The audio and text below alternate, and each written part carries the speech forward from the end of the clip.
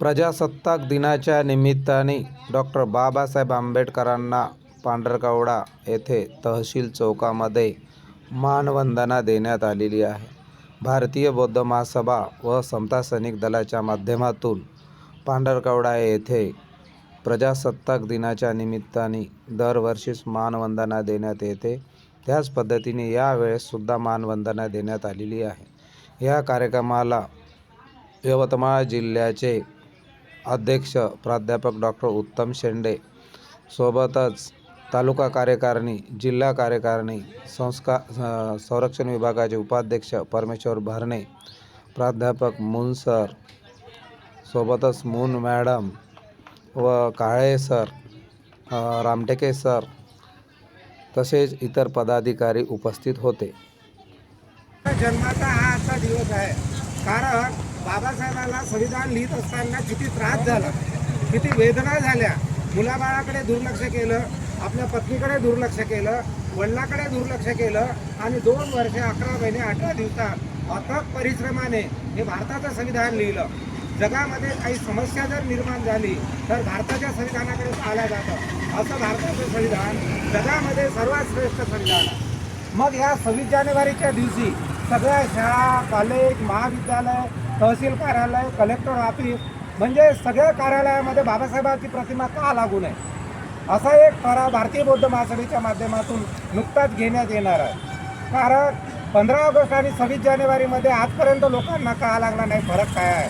15 August Bhagat Singh, Rajguru, Sukhdev, Bipin Chandra पाल, लोकमान्य टिळक, लाला लजपतराय, सावरकर, महात्मा गांधीजी, त्याच्यानंतर अनेक क्रांतिकारक फासावर गेले आणि 15 ऑगस्ट 1947ला इंग्लंडच्या गुलामगिरीमधून भारत देश स्वातंत्र्य झाला. म्हणून 15 ऑगस्टला महात्मा गांधीजीचा फोटो एक योग्य पद्धतीने ठेवला जातो. परंतु 26 जानेवारी हा दिवस प्रजासत्ताक दिन म्हणजे संविधानाचा जन्म आहे. प्रजेच्या हातात संविधान दिलं आणि कोणं लिहिलं? 7 सदस्य मसुदा समितीमध्ये होते, परंतु त्यापैकी 5 सदस्य हे बिनकामीच होते. काही परराष्ट्रात गेले, काही मरण पावले.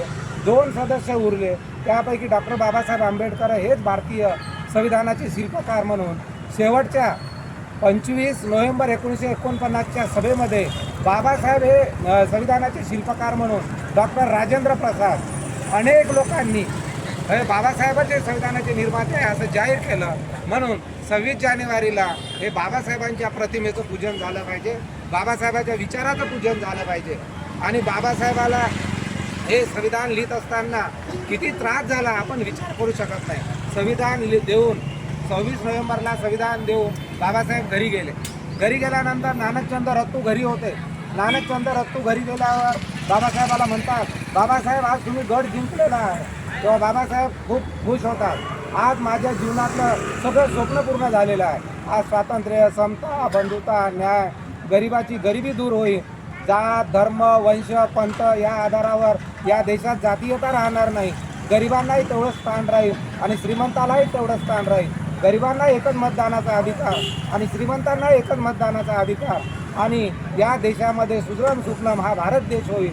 देश जगामध्ये महासत्ताक होईल. हे माझं स्वप्न पूर्ण झालं. हे स्टेटमेंट बाबासाहेबांचं. लगेच बाबासाहेब 5 मिनिटात डोळ्यामध्ये अश्रू येतात बाबासाहेबांच्या. नानकचंद रत्तू म्हणतात, बाबासाहेब तुम्ही का रडत आहात? तेव्हा बाबासाहेब म्हणतात, हे संविधानाचं मंदिर मी अतिशय सुंदर तयार केलेलं आहे. ही राज्यघटना अतिशय सुंदर तयार केलेली आहे. पण या मंदिरामध्ये जर राक्षस येऊन बसले, राजकारणी लोक जर गुंड प्रवृत्तीचे येऊन बसले तर संविधानाचा दोष राहणार नाही आणि संविधान हे असफल होईल. आणि अशा पद्धतीनं आज संविधान हे शेवटचा श्वास घेत आहे.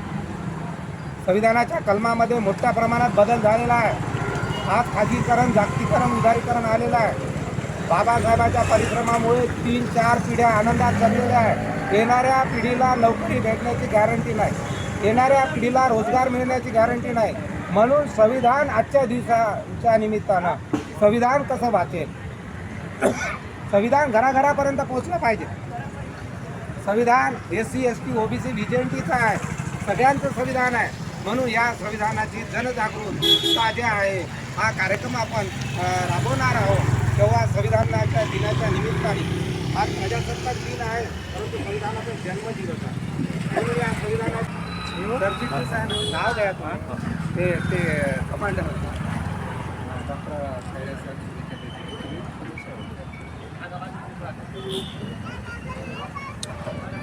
डॉक्टर खैरे साहेब प्रजासत्ताक दिनानिमित्त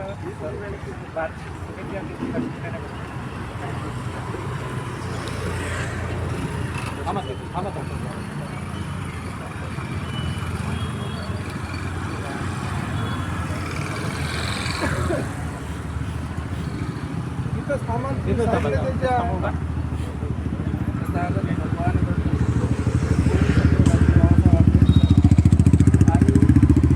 तमाम सर्व समाज सुधारकांना वंदन करतो. आणि आजच्या या 77व्या प्रजासत्ताक दिनानिमित्त मी सर्व भारतीयांना मंगलमय शुभेच्छा देतो. आपले जीवन सुखाचे जावो, समृद्धीचे जावो आणि आपण सगळेजण कायद्याचं पालन करून अनुकरण करून असंच आपण जीवन जगत राहावं आणि हाच आपला आदर्श समाजासमोर आपण उद्दिंगत ठेवावं एवढी मनोकामना ठेवून मी माझे 2 शब्द संपवतो. जय भीम, जय भारत. त्यानंतर भगत सर आपल्याला शुभेच्छा देतील.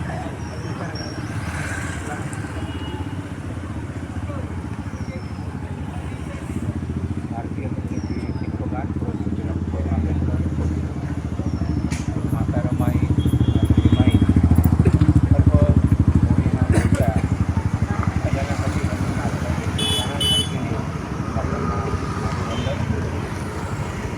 आज आपण प्रजासत्ताक दिन निमित्त डॉक्टर बाबासाहेब आंबेडकर यांना आपण वंदना देऊ.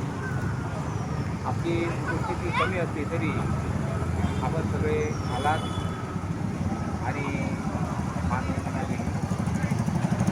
बाबासाहेब आंबेडकरांनी सांगितलं की 2 वर्ष अडल्यानंतर बाबासाहेब जाणार आणि आपल्याला सर्व मूलभूत अधिकार दिले. अशा या संविधानाला आपण वंदन केलं पाहिजे, म्हणलं पाहिजे. तेव्हा सर्व भारतीय लोकसभा महासभा यांनी हा कार्यक्रम आयोजित केला. त्याबद्दल त्या आयोजकाचे अभिनंदन करतो आणि सर्वांचं कल्याण हो अशी सदिच्छा बाळगून मी माझे 2 शब्द जय हिंद, जय संविधान.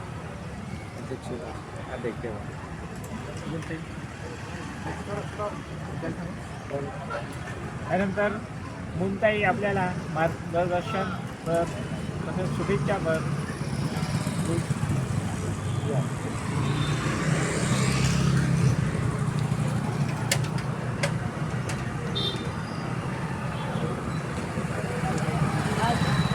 आज ही जी आहे क्रांतीज्योती सावित्रीबाई फुले विद्येचे आराध्य दैवत तसेच भारतीय घटनेचे शिल्पकार परमपूज्य डॉक्टर बाबासाहेब आंबेडकर यांना जीवार वंदन. आज आपण प्रजासत्ताक दिनानिमित्त भारतीय बौद्ध महासभेच्या माध्यमातून जी शाखा आपण ओपन केलेली आहे समता सैनिक दलाची, त्या समता सैनिक दलाच्या माध्यमातून आपण आज बाबासाहेबांना मानवंदना देण्यासाठी आपण इथे बसलेलो आहोत. आणि मानवंदना देत असताना एखाद्या थोर पुरुषाला जेव्हा आपण मानवंदना देतो तर नक्कीच त्या थोर पुरुषाचं कार्य आपल्या लक्षात येते की त्या थोर पुरुषाची कार्याची उंची किती आहे. त्यामुळे आपल्याला बाबासाहेब आंबेडकरांची उंची साऱ्या जगाला तर माहीतच आहे, परंतु आपला समाज जो आहे तो डॉक्टर बाबासाहेब आंबेडकर यांच्या कार्याला किंवा यांच्या कार्याची दखल घेऊन आज आपण प्रजासत्ताक दिन म्हणजेच काय तर प्रजेची सत्ता आज आपल्या हाती आलेली आहे. त्यानुसार आपण जरी आपल्याला 15 ऑगस्ट 1947ला स्वातंत्र्य मिळालं तरी पण आपल्या भारतात जे शासन आहे ते ब्रिटिशांचं होतं आणि जे कायदे होते ते ब्रिटिशांचे होते. परंतु 26 नोव्हेंबर 1949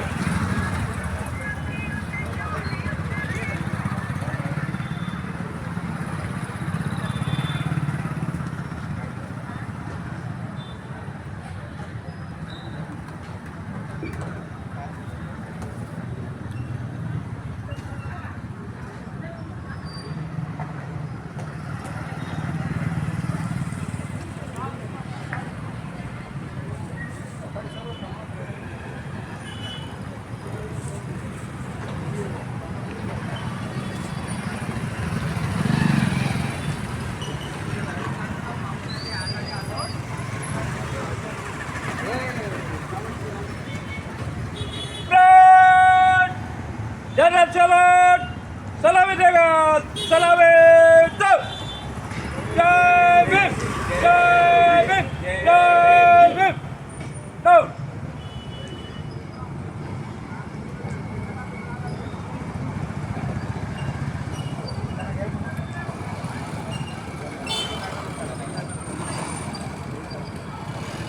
एक साथ श्री शरण पंचशिला शुरू कर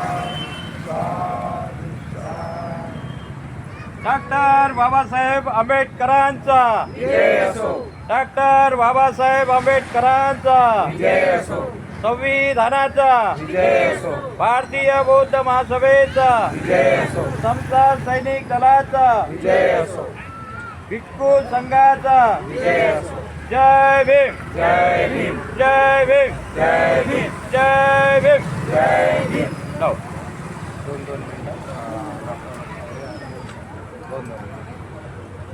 26 जानेवारी शुभेच्छा प्रजासत्ताक दिन चिराई हो प्रजासत्ताक दिन चिराई हो प्रजासत्ताक दिन चिराई हो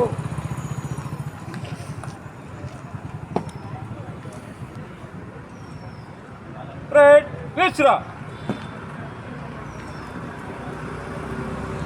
प्रजासत्ताक दिनानिमित्त प्राध्यापक मोहन सर हे शुभेच्छा देतील अशी मी त्यांना विनंती करतो.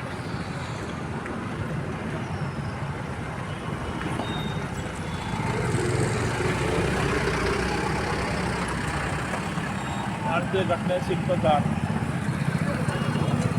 विश्वरत्न विश्वभूषण डॉक्टर आंबेडकर यांनी जे स्थापन केलेला संघ समता सैनिक दल या दलामार्फत आपण या ठिकाणी आज मानवंदना दिली आहे.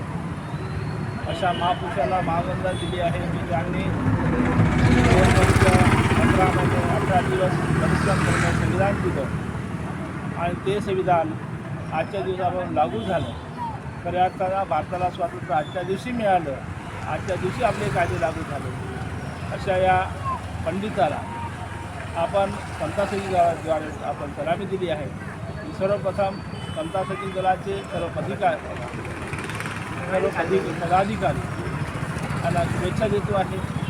तसेच भारतीय बौद्ध महासभेचे पदाधिकारी, जिल्हाध्यक्ष आहेत, तालुका सरचिटणीस आहे, जेवढे काही पदाधिकारी त्यांना सुद्धा शुभेच्छा देतो आहे. आपलं जीवन मंगलमय होईल, आपण कायद्याचं अनुकरण करून आपलं जीवन व्यतीत करावं, आपलं जीवन सुखात जावं अशी अपेक्षा करतो आहे. जय हिंद.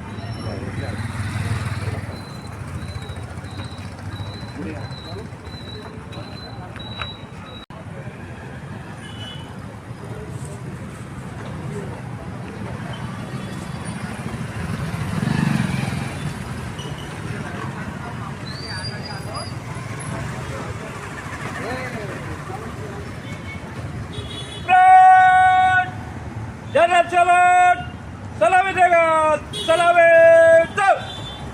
जय भीम जय भीम जय भीम दो.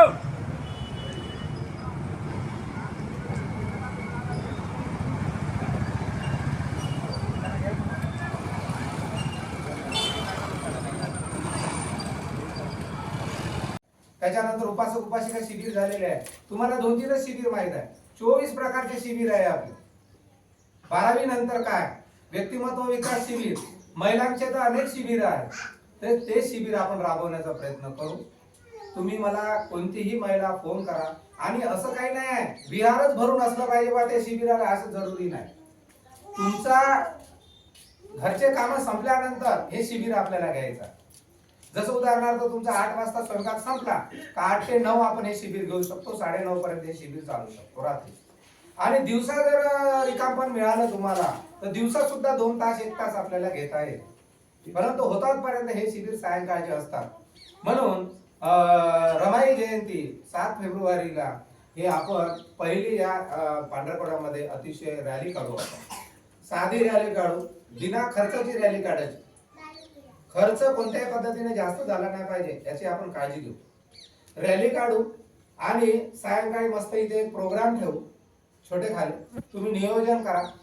एखादा वक्ता सागर जाधव सारखे आपले सगळे मित्रमंडळी आहे इकडे तिकडे, एखादा वक्ता बोलू, महिला बोलू, जवळपास रमाईच्या जीवनावर सांगणारी एखादी महिला बोलू. तुम्ही फक्त नियोजन करा. फारसा खर्च करण्याची गरज नाही. छोटासा एक पेंडॉल टाकला का झाला.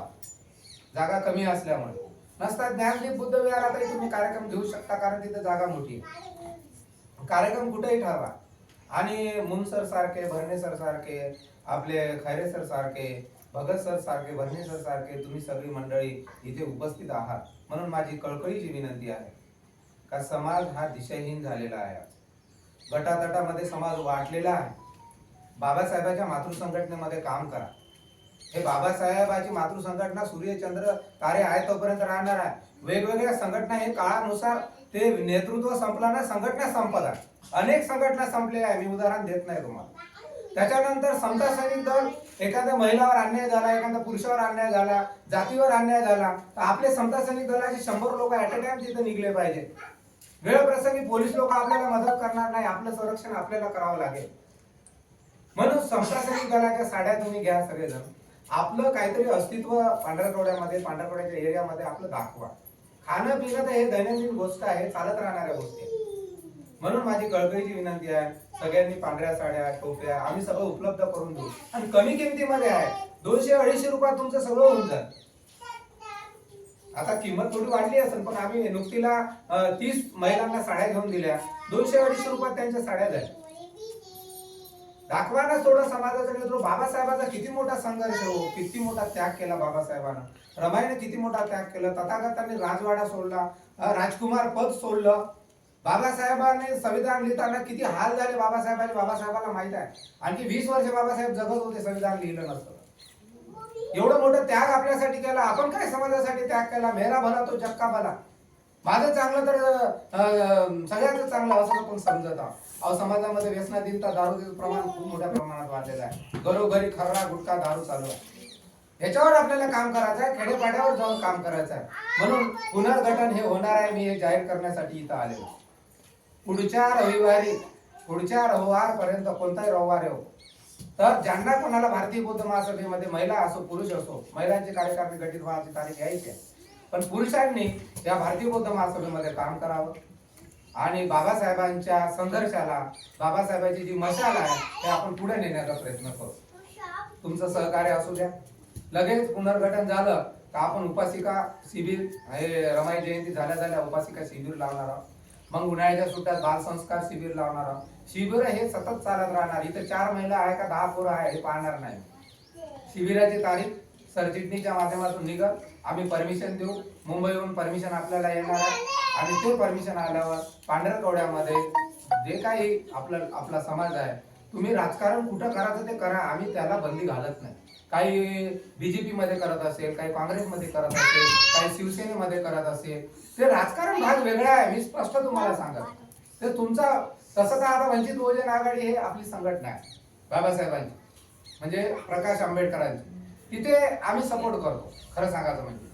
परंतु ज्यांना असं वाटतं का बाबा आपण या संघटनेत तिथं करा, पण धम्माच्या इथं विहारात तुम्ही तिथं राजकारण करू शकता, पण इथं विहाराच्या संस्कारासाठी लहान मुलावर संस्कार झाले पाहिजे आणि आपला एकोपा निर्माण झाला पाहिजे.